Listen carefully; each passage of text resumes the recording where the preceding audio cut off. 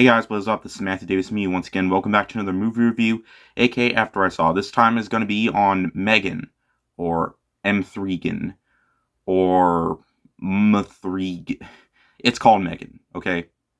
But anyways, in this film, we follow a young girl named Katie, whose parents have recently passed away, and she is forced to live with her aunt, who works for a very popular toy company, and from there, she's working on a project of her own with some other friends, and from there, her niece really loves to play with toys, but she doesn't have that many, so she decides to make M3GAN just for her. And from there, it's a big upcoming project that she sort of has early access to. And from there, she develops a very strong relationship between this android. I wouldn't really call it a doll because it's not really a killer doll movie, pretty much. It's more of an experiment gone wrong type of film. But anyways, from there, she develops a very strong friendship with her, and she seems happier now, though, because she gets so attached to her and M3GAN becomes attached to Katie, things start going not as pleasant, because she is very protective of her, and when things seem to harm Katie, yeah, you basically exactly know where the movie is headed. Now, there are two ways this movie could have played out, okay? On the one hand, it has a very weird, yet pretty cool concept, but on the other hand, PG-13 rating, January release, that's not really a recipe for a fun horror time. Now, it's not to say every single horror movie that comes out in January is bad. In fact, I really enjoyed last year's Scream movie, and I'm looking forward to the sixth one that's coming out in March. And there have been surprises to come out in the month of January, like Split, I think is M. Night Shyamalan's best film since The Sixth Sense. Mama also came out in January of 2013. I really enjoyed that film. It's just, I don't know why, but when it comes to horror films, there are just so many that come out in January, they just don't seem to succeed. I mean, The Bye-Bye Man, The Grudge, The Turning, it's really hard to get a good horror film that come out in January. I mean, there are those occasional gems that come out, but it's not really the month's fault. It's just, they just have movies that they think they know are going to be crap, so they just dunk them out in January. This really does not feel like a January horror film. In fact, I think with this film and Scream, I think my fears of January horror films is over. I had a lot of fun with this film. I saw this with Matthew Bailey, my friend Matthew Bailey and his cousin, and we just had a blast with this one. The best way to describe this whole film is that it's not supposed to be serious at all.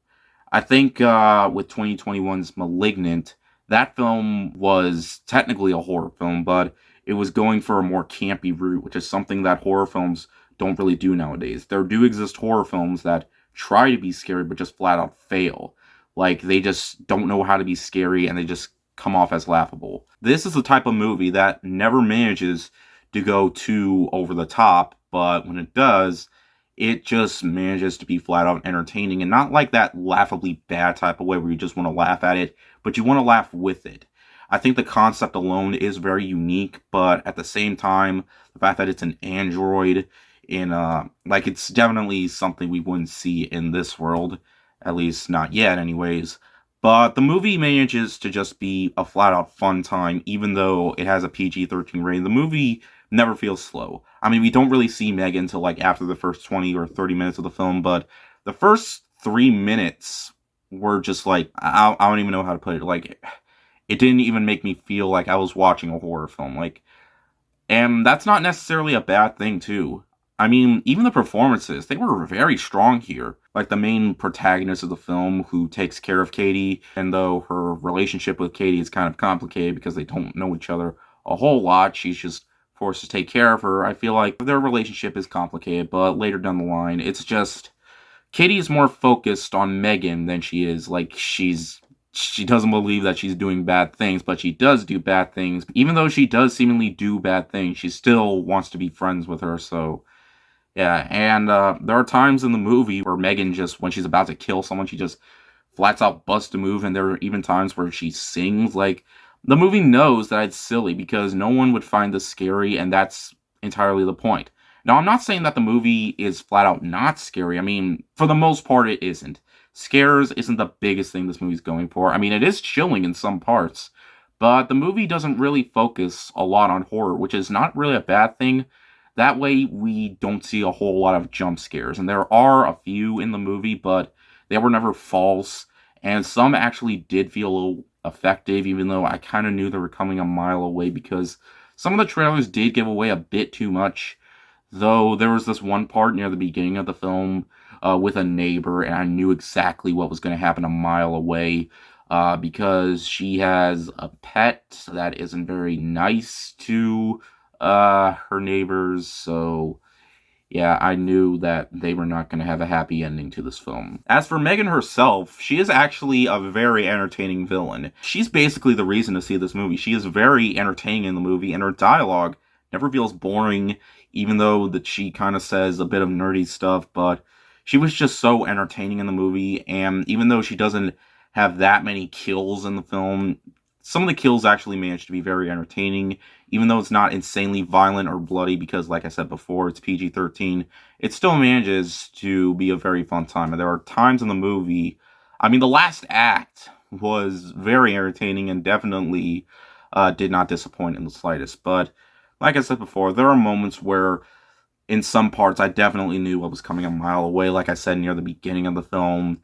But that's not really much of a problem. It never really took away for the entertainment I have with the film.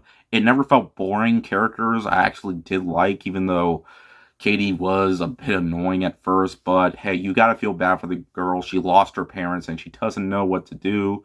I mean, she doesn't seem like she's having the best relationship. Even the aunt of the movie, like there's okay, brief spoiler. There's one part where she just tends to leave her by herself. We don't see that in the movie, but she just says, "Think you could hold down the fort for me while I'm gone?" I mean, it's a good thing M3GAN wasn't there. Like, uh, but in the end, guys, M3GAN surprisingly was not bad. In fact, it was the exact opposite. Don't go into this movie expecting a flat out horrific film, because I think the biggest problem with horror films being dunked in January is that they try too hard to be scary. They just they just try to throw all these jump scares at you, but they just manage to fail miserably.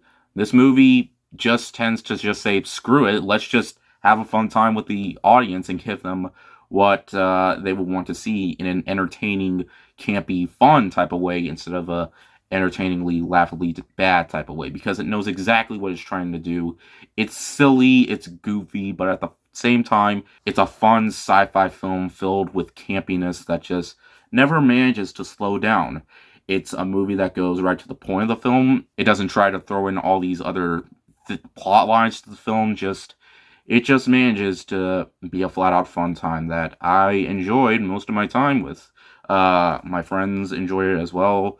Definitely see this with your friends, because I feel like they're going to have a good time as well. Just go see it with your friends, and with all the buzz surrounding it, and with the fact that a lot of people have been talking about it before it was even released. Hopefully it will do well this week, and I hope it does. I hope more people see it, because it's definitely the rare January horror film that we really don't get anymore, and I wish we could. So best way I can describe it is that I honestly don't know. Just go see it. I recommend it.